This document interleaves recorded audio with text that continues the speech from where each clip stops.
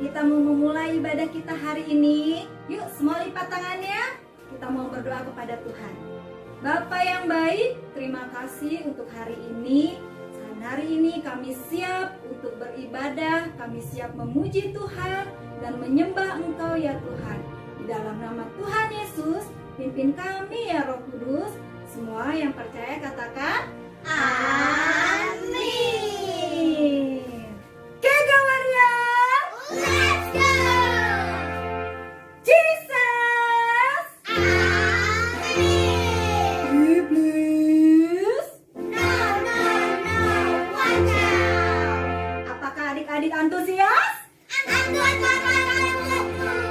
Adik-adik yang di rumah antusias? Antu. Hari ini kita mau bersama-sama memuji Tuhan. Siapa yang mau hidupnya selalu dipimpin oleh Tuhan? Saya. Untuk itu kita harus berjalan bersama siapa? Yesus. Bersama Tuhan Yesus. Mari kita naikkan pujian ini, oke? Semangat ya.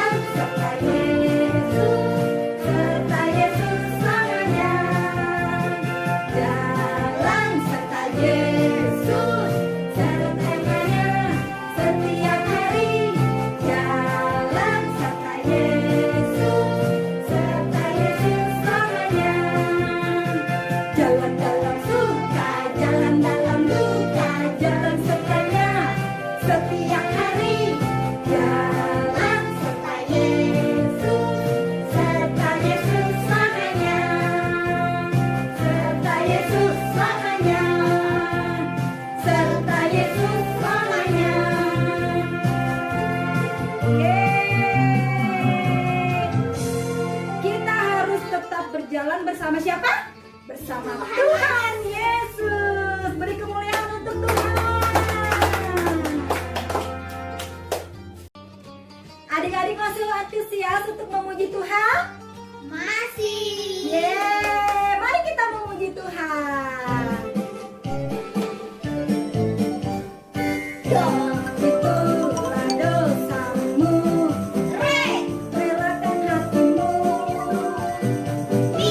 Minta pada Yesus, pahami firman-Nya.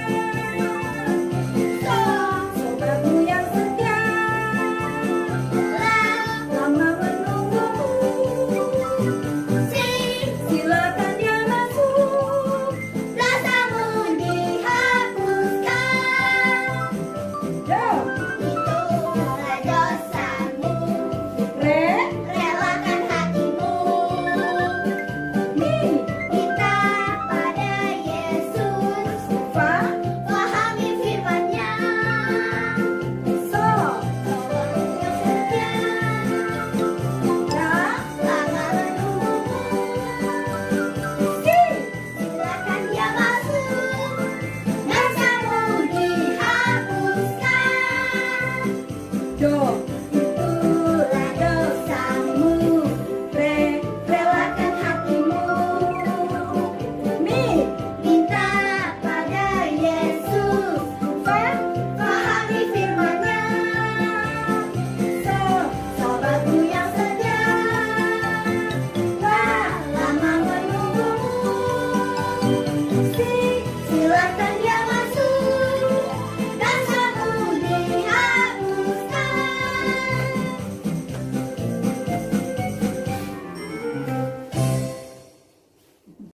Oke adik-adik, sekarang saatnya kita mau mendengarkan firman Tuhan.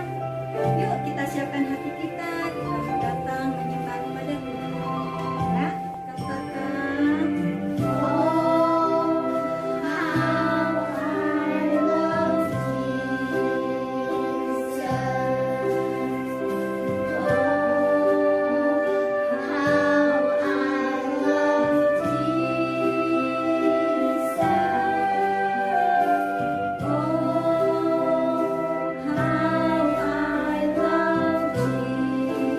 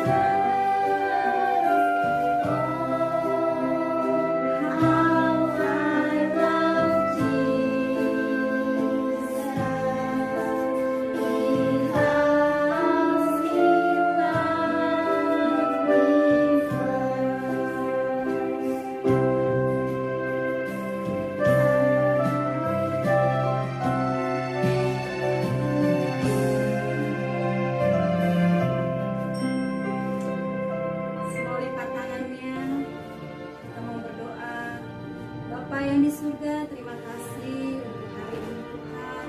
Kalau kami sudah memuji Engkau, kami sudah menyembah Engkau, kiranya Tuhan tetap memberkati kami, pimpin kami Tuhan, supaya kami dapat mengerti apa yang disampaikan melalui kakak yang membawakan firman Tuhan. Di dalam nama Tuhan Yesus, semua yang percaya katakan amin. Yes, selamat mendengarkan.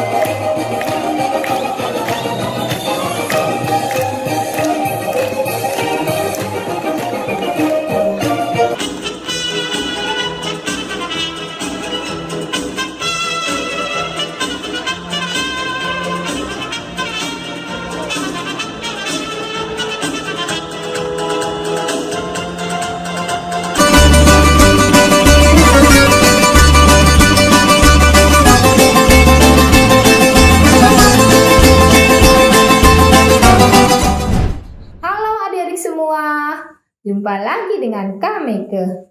Wah, kakak sangat senang sekali bisa bertemu dengan adik-adik semua yang selalu antusias, semangat dalam ibadah keagamaan. Sekarang waktunya kita untuk mendengarkan firman Tuhan. Minggu ini kita masih membahas tentang 10 perintah Allah. Adik-adik ada ingat minggu lalu perintah Allah yang keberapa? Ya betul, perintah Allah yang ke-7. Yang bunyinya jangan berzina. Atau jangan berbuat yang tidak sopan. Nah, minggu ini kakak akan cerita tentang perintah Allah yang ke-8 dan ke-9.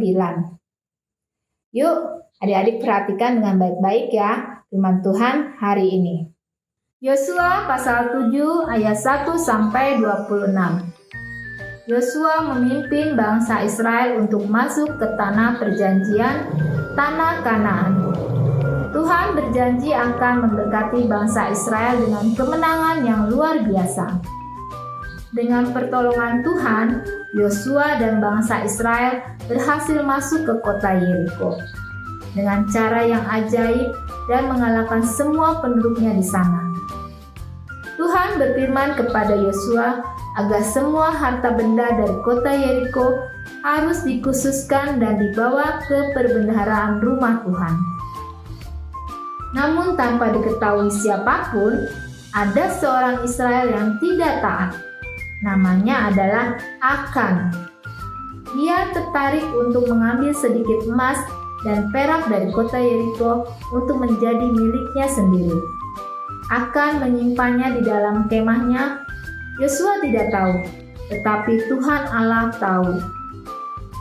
Beberapa waktu kemudian, Yosua kembali memimpin bangsa Israel untuk berperang melawan penduduk kota Ai, sebuah kota yang jauh lebih kecil dari kota Yeriko.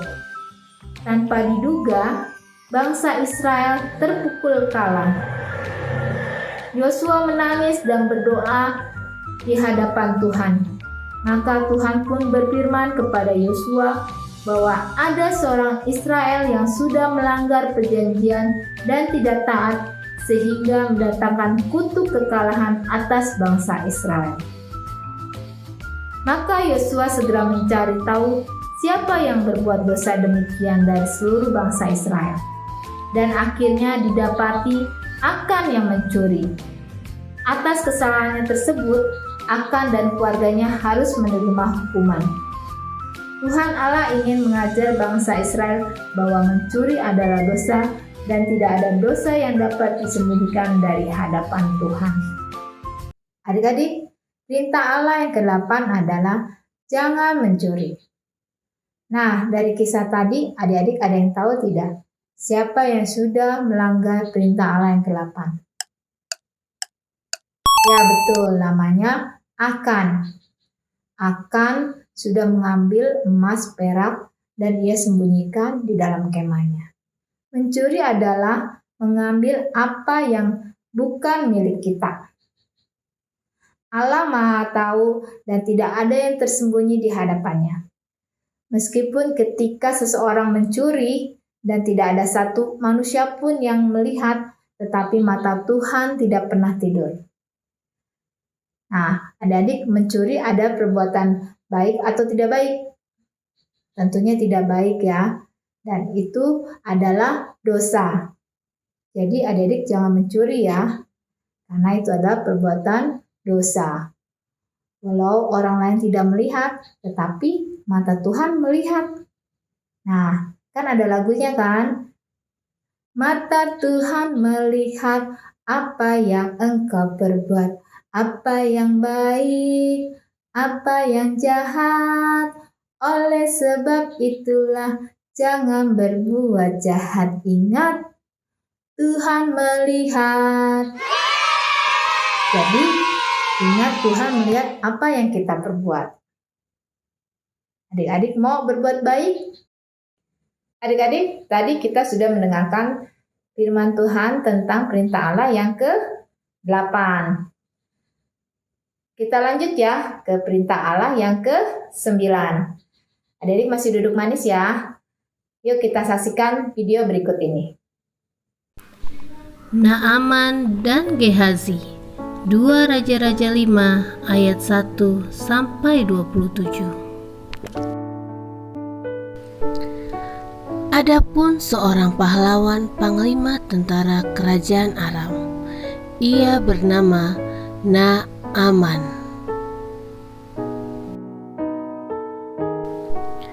Suatu hari Naaman menderita sakit kusta. Luka-luka besar muncul dari tubuhnya. Istri Naaman pun menjadi bingung. Tetapi ada seorang anak perempuan Israel, pelayan Naaman, mempunyai rencana. Pelayan itu memberitahu bahwa ada seorang nabi di Samaria yang bisa menyembuhkan Naaman.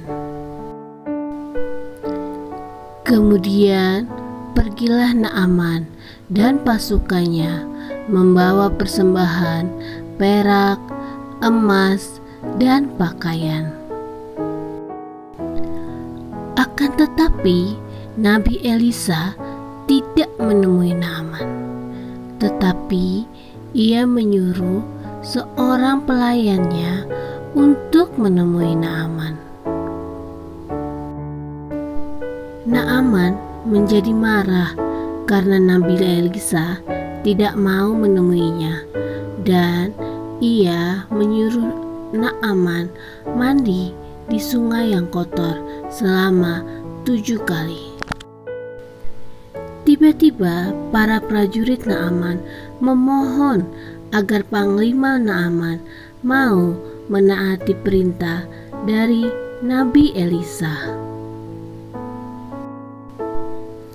Akhirnya Naaman pun pergi ke sungai Yordan.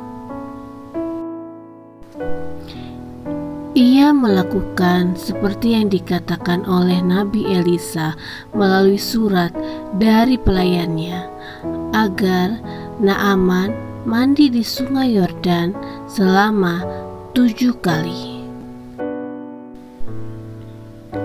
Dan penyakit kusta yang ada di badan Naaman pun semuanya hilang. Naaman telah sembuh. Naaman pun bergegas ke tempat Nabi Elisa kembali. Naaman memberikan hadiah kepada Nabi Elisa karena menyembuhkannya. Tetapi Nabi Elisa menolak. Karena Nabi Elisa berpikir ia hanya seorang pelayan, Tuhanlah yang menyembuhkannya. Lalu Naaman dan pasukannya kembali pulang ke Aram. Melihat kejadian itu, seorang pembantu Nabi Elisa bernama Gehazi pergi menemui Naaman.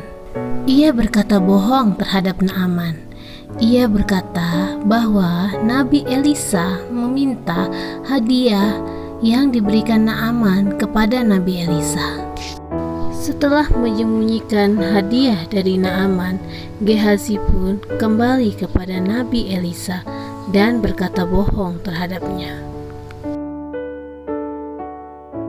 Nabi Elisa mengetahui kebohongan Gehazi, dan Gehazi pun mendapatkan penyakit kusta, demikian pula dengan para keturunannya.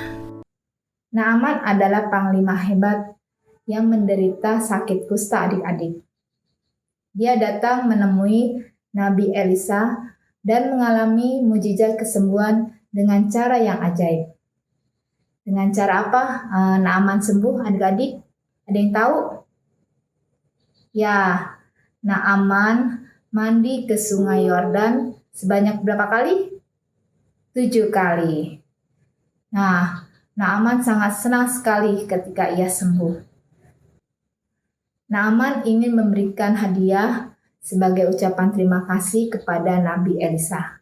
Tetapi Nabi Elisa menolaknya adik-adik.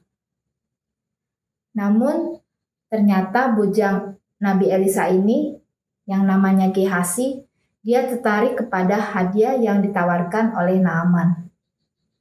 Tanpa sepengetahuan Nabi Elisa, Gehazi menemui Naaman adik-adik. Ia meminta hadiah yang ditawarkan itu dengan mengatasnamakan Nabi Elisa. Wah, ini adalah kebohongan atau dusta Gehazi yang pertama. Gehazi mengatakan kepada Naaman bahwa Nabi Elisa menyuruhnya untuk meminta sedikit hadiah yang ditawarkan untuk tamu yang datang. Gehazi ingin menyembunyikan hal ini dari Nabi Elisa. Tetapi Allah Maha Tahu ya adik-adik. Allah berfirman kepada Nabi Elisa mengenai apa yang sudah diperbuat oleh Gehazi. Ketika Nabi Elisa bertanya kepada Gehazi, untuk kedua kalinya Gehazi mengucapkan kebohongan atau dusta. Gehazi mengaku tidak pergi kemanapun. Akibat kebohongan yang dilakukan Gehazi itu, penyakit kusta Naaman berpindah kepada Gehazi dan keturunannya. Wow, sungguh mengerikan ya adik-adik, akibat perkataan yang tidak benar. Yuk kita mau belajar berkata yang benar. Adik-adik mau? Cerita Naaman ini adik-adik bisa baca di dalam 2 Raja-Raja pasal 5 ayat 1-27. Nah adik-adik, berita ke-9 adalah jangan mengucapkan saksi dusta. Saksi dusta adalah berkata bohong, mengatakan sesuatu yang tidak benar. Meskipun tidak ada seorang pun yang tahu atau melihat, tetapi Allah kita adalah Maha Tahu. Dan Allah ingin kita selalu berkata benar. Ya, karena bohong itu dosa. Nah, kan ada lagunya tuh. Bohong, bohong, bohong, itu dosa. Bohong, bohong, bohong, itu dosa. Bohong, bohong, bohong, itu dosa. Anak Tuhan tak boleh bohong. Jadi anak Tuhan tidak boleh berbohong. Jadi anak Tuhan itu harus berkata yang benar. Adik mau? Mau dong. Oke adik, ceritanya sampai di sini. Jadi adik harus ingat ya. Perintah ke-8 adalah jangan mencuri. Perintah ke-9, jangan mengucapkan saksi dusta. Kita anak Tuhan harus berkata yang benar.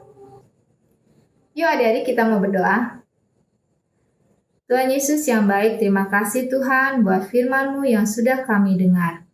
Tuhan ajar kami untuk menjadi anak yang takut akan Engkau Tuhan. Menjadi anak yang taat akan perintah-Mu. Kami juga Tuhan mau mengasihi orang tua kami, mengasihi sesama kami. Tuhan ajar kami untuk selalu berkata yang benar. Dan kami mau menjadi berkat dimanapun kami berada. Terima kasih Tuhan, berkati Tuhan kami semua. Berkati sekolah kami Tuhan, berikan hikmat kepintaran yang daripada-Mu Tuhan. Tuhan berkati juga orang tua kami Tuhan.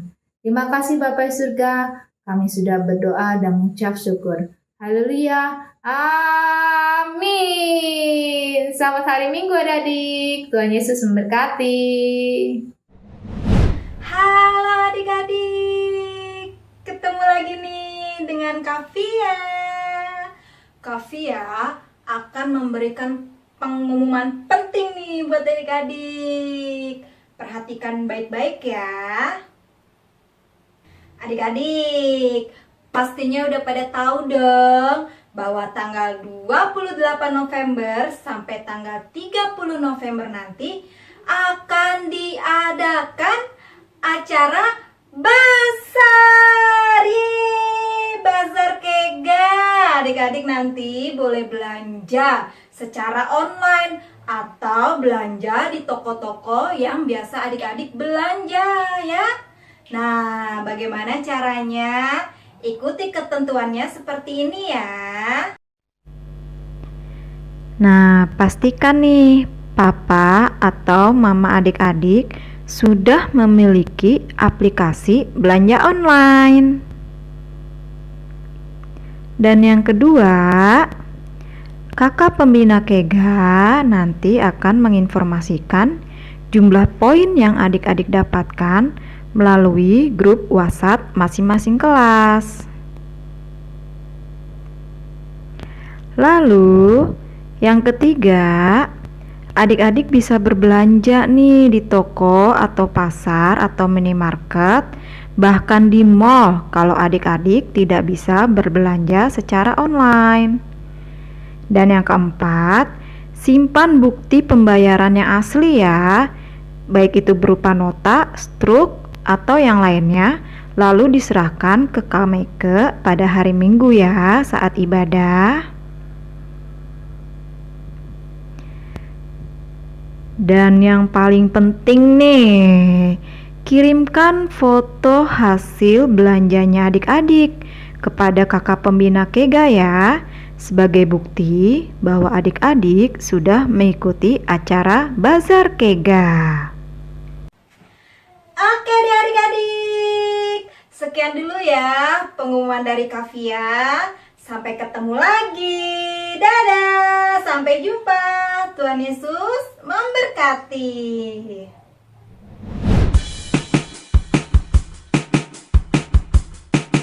Bagi Bapak, Ibu, Saudara, dan adik-adik yang ingin memberikan persembahan, perpuluhan, dana misi, dan dana gedung, dapat memberikannya melalui nomor rekening yang tertera di layar berikut ini.